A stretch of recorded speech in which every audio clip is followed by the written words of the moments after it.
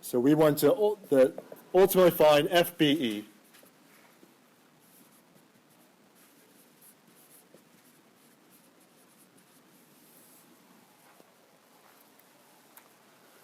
All right, so some extra information we're given. Each crate has a weight of 200 pounds. I'll just call that W for now, but that will be put into the free body diagram in a minute.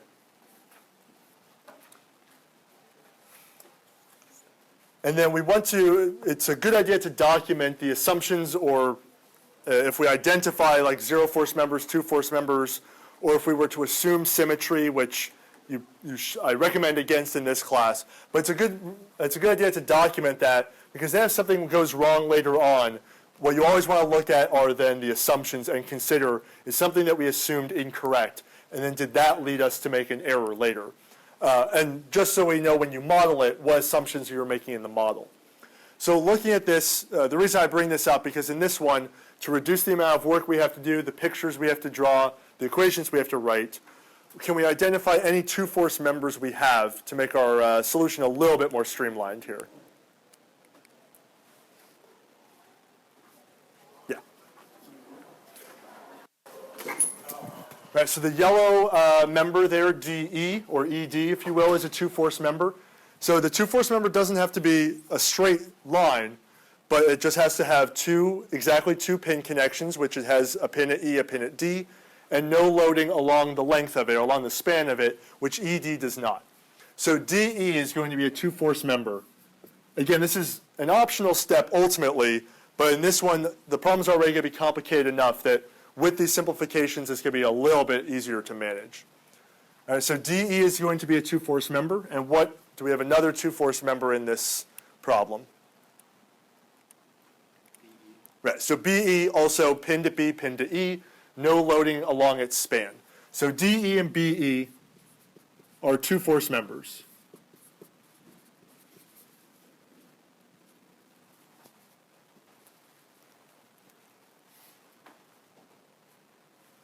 All right, so with that documented, now we can proceed, and we've eliminated now, we don't have to draw a free body diagram of DE, we don't have to draw a free body diagram of BE.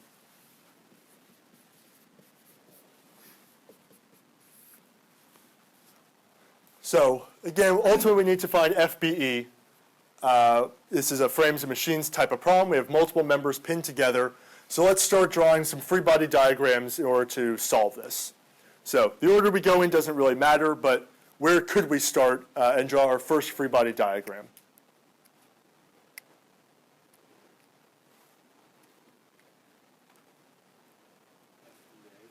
Right, so FEA, in my notes, that's where I chose to start. Again, the order is not crucial, but you do have to start somewhere so that you can start piecing things together. So I decided to start at FEA for my first free body diagram for this. So it's going to have this pin at E, a pin at A, and it has these external forces from the weights of the crates. So I'll start with the crates.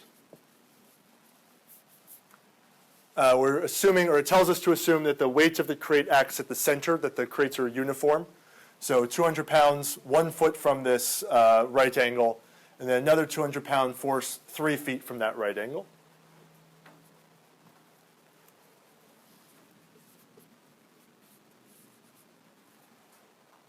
So let's start with the easier places that we know how to handle. So at point A, what's going to be happening to member FEA there? Is that supposed to be 2 foot, 1 foot? Is it 2 foot, 2 foot? This is measuring to the center of the crate because we're assuming the weight acts at the center. Right, yeah, so the crate is 2 feet, but its center is only 1 foot from the edge. Yeah. Did you say AX or did you say EX? Let's hold off on E for a second here. Yeah, let's start with A since that's 2 members interacting, and we've seen that the last 2 classes. So at A, how can we model what's happening at A? Right, so it's a pin between 2 members, so we can make I'm just going to assume AX to the right and AY up. This is an internal support, so we have to keep in mind that if we draw a picture of AC, that we're already locked into what our assumption is. But we've seen this before. So 2 members interacting, well, we can treat the same. Now E becomes a little bit more difficult to handle because it's not 2 members interacting, it's 3 members interacting. So the way we can handle this is instead of us drawing what do the other 2 members do to the member that we're considering, because remember the free body diagram is always illustrating what is happening to our object. So instead of drawing what BE and ED do to it, we're going to draw what pin E does to it directly. Then pin E is going to interact with all 3 of these members. So what I'm going to draw here, my notation I'm going to use is EX1 and EY1. So I'm using this numerical superscript here to indicate that this is what the pin E does to this object. So at the moment it looks basically the same as we saw before, but there's going to be kind of an extra step we're going to run into in a couple of pictures here. So in this picture we have 4 unknowns. We will be able to solve for some of them numerically right away, but I'm going to go on and draw more pictures so you can see how it all links together. Because in the grand scheme of things we have 4 unknowns in 1 picture so far, so we definitely need more pictures anyway, and we haven't even seen FBE appear yet, so we definitely need more pictures. So this will be the first free body diagram. Any questions on this free body diagram? All right, so we can move on to another free body diagram. Here, all of the other major member we have is AC, since we know BE and DE are 2 force members. So ABC.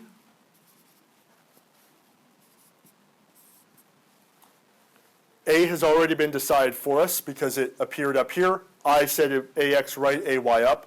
Since it's an internal support, I now have to draw AY down and AX left.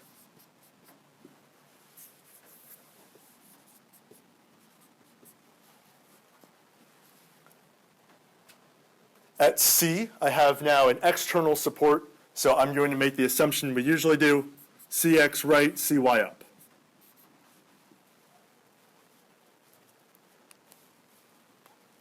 So in this picture, what is happening then at point B?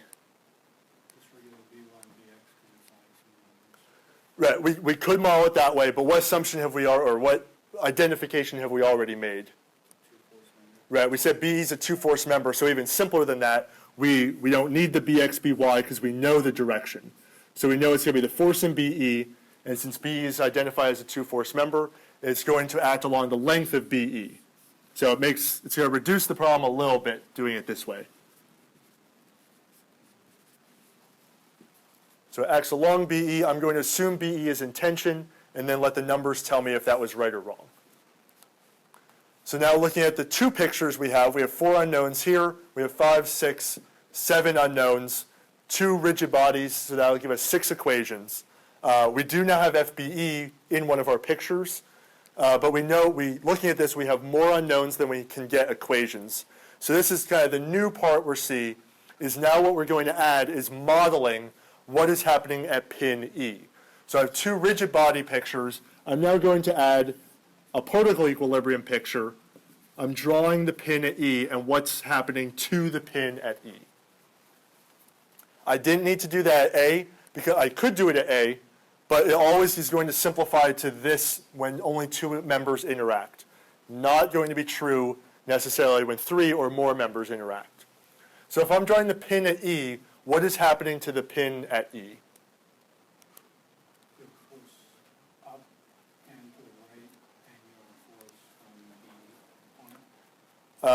Let's start with the force on BE. So the actuator is pulling directly on the pin. I've already made the assumption of tension, so it's also going to be assumed to be tension acting on the pin in this direction. Right, so that's one thing happening to the pin at E. Yeah. Right, so ED, which we also assumed was a 2 force member, or we identified as a 2 force member. So I'm going to assume that's in tension, so I'll have FDE, I'll call it, pulling it to the right.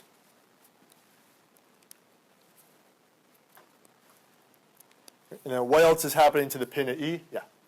EX1 to the left, EY1 down. Right, so this is where this comes into play here. Again, what I modeled in this picture is what did the pin do to just member FEA.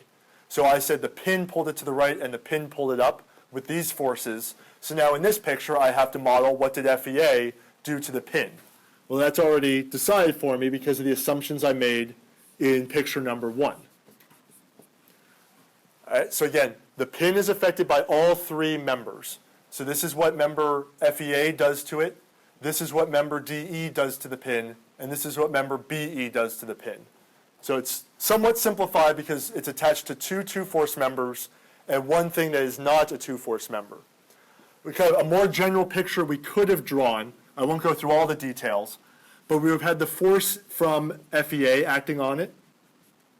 Had we not identified those other 2 things as 2-force members, then we could have had what I would call an EY2 and an EX2, and an EY3 and an EX3.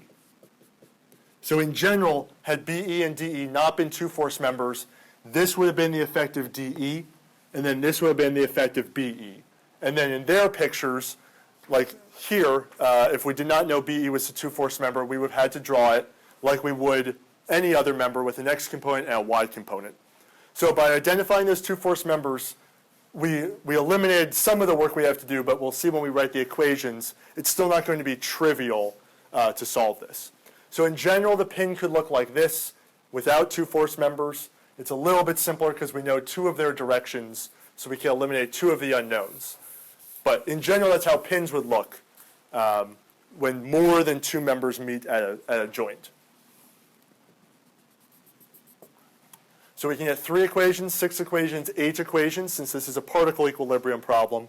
And if we count it up, we have 4 unknowns, 5, 6, 7, 8 unknowns total. So 8 unknowns and potentially 8 equations that we can write. So judging just based on the pictures, we should be able to get a solvable system of equations. And one of those unknowns is one that we're trying to find, FBE.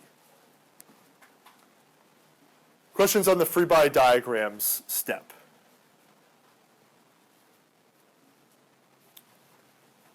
All of them have more than 3 unknowns in their picture, so there's not really an obvious place to start. So since there's nothing obvious, I'll start at the beginning with equation 1.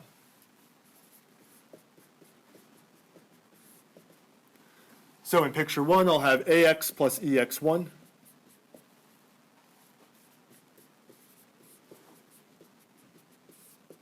In the Y, I'll have AY plus EY1 minus 400.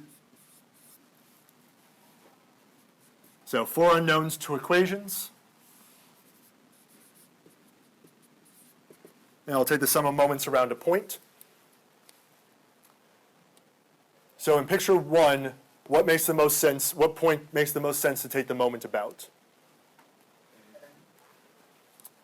So kind of the heuristic rule of thumb is don't pick a point that appears in more than one picture. So in this one, though, A appears in more than one picture and E appears in more than one picture.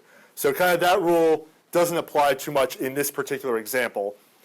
So I would say in this one, A or E are equally okay to take the moment about. One is not necessarily better than another.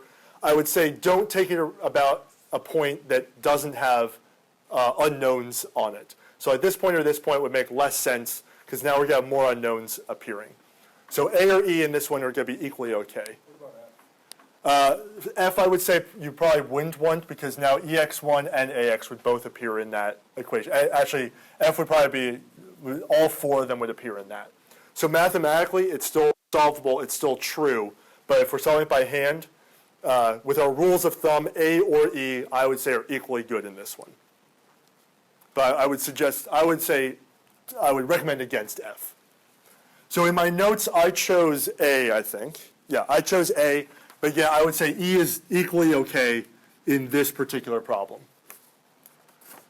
So if I take the moments around A, I'll have negative 2 EX1 plus 200 times 1 plus 200 times 3.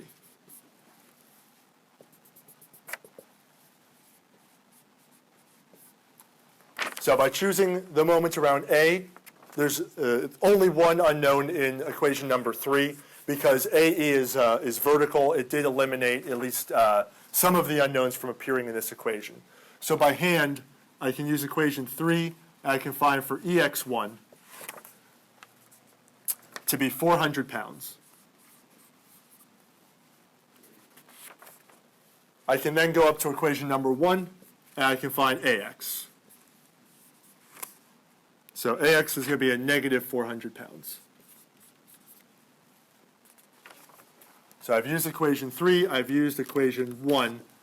Equation 2 I can't do anything with at the moment because I have 2 unknowns in it.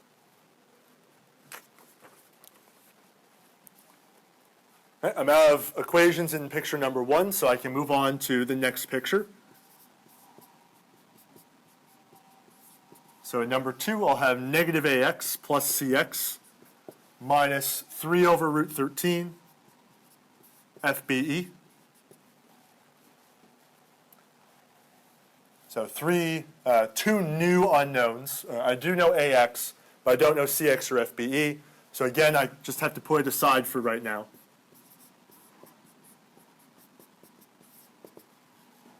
If I sum in the y, I'll have a negative AY plus a CY plus 2 over root 13 FBE.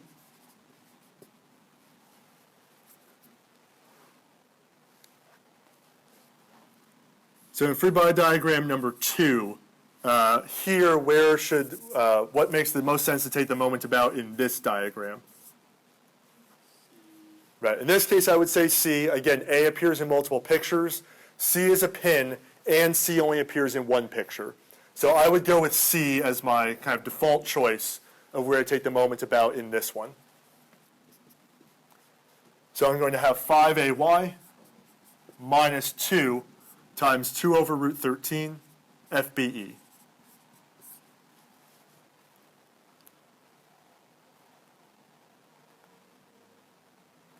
So still a lot of unknowns in my equations, nowhere obvious to start finding additional numbers since I don't have anything really common in most of these equations. I have 6 equations, and on the board right now I have, well, I've used 2 of them up, so I really have 4 equations. I have 1, 2, 3, 4, 5 unknowns on the board that I don't know yet. So I'm just going to keep writing more equations. So now I have my pin diagram at E. So if I take the sum of forces in the X, I have negative EX1 plus FDE plus 3 over root 13 FBE.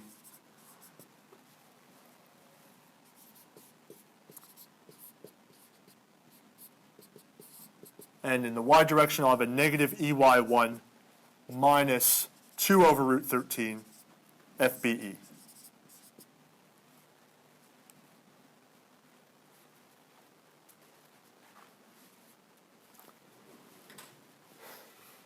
All right, so still kind of a whole mess of equations here. I can't. That's all I get out of diagram E because I can't take the moment. It's a pin diagram. It's a particle. The other 2 are rigid bodies. So if I count it up, I have 8 equations. I have 8 unknowns. I'm going to assume, or I can assume they're linearly independent. I'm not going, or we could test that, but if we're going to test that, then we might as well try. We have to use a matrix anyway to do that. So assuming that these are all linearly independent equations, we at least have a solvable system here, and we could get all of our 8 unknowns. So that's at least a start. But if we want to now actually numerically get it, how can we condense this to make it a little bit easier to solve? Yeah. 2, 6, and 8. Right, so if we look at 2, 6, and 8, 2 has AY, EY1, 6 has AY, FBE, and 8 has EY1, FBE. So between the 2, 6, and 8, that creates its own 3x3 system. So by hand, that's going to be a little bit easier to assess if we take 2, 6, and 8. Instead of doing all these substitutions 6 times, we can treat that as a 3x3 system, get those answers, and then go back to the greater system. And the other advantage here is FBE is one of those unknowns. And ultimately, that's what we're asked to find anyway. So if we solve 2, 6, and 8 simultaneously, again, a 3x3 system is easier to solve by hand than a 6x6 is. We can get all of those unknowns. So we won't go through all the details of it, but by taking 2, 6, and 8, we can solve for those 3 unknowns. So doing that, we get FBE as a negative 1,200 pounds. So that we can say is in compression. EY1, we should get 667 pounds. And AY is going to be a negative 200 and, what is it, 30, or 67.